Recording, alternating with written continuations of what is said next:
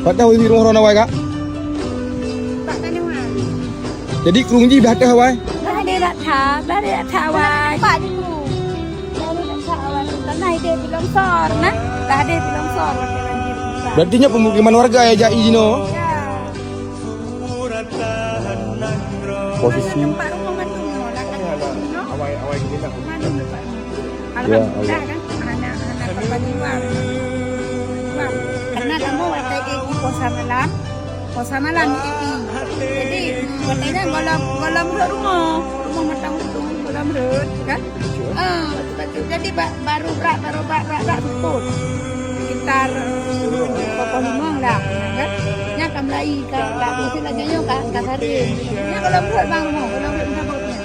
Hari ini lagi yo kayu lau. Ubine. Banyak rasanya tempat awak dong, dari rumah awak dong. Makanya kamu hana prediksi kejadian ini lagi yang bang. Ya, karena ini bisa dari dalam dari langsung. Berarti dari Jino sampai kudanya ini dulu. Bentuk iya. Lagi kata laku. Ombak di mana ya? Dia kan berarti orang baru bersih dia kan. Jadi malam dia rumah malam. Jadi malamnya yang terjadi malamnya terjadi ini kita belum dapat Berarti sehingga total rumah Bu padu gunakan 50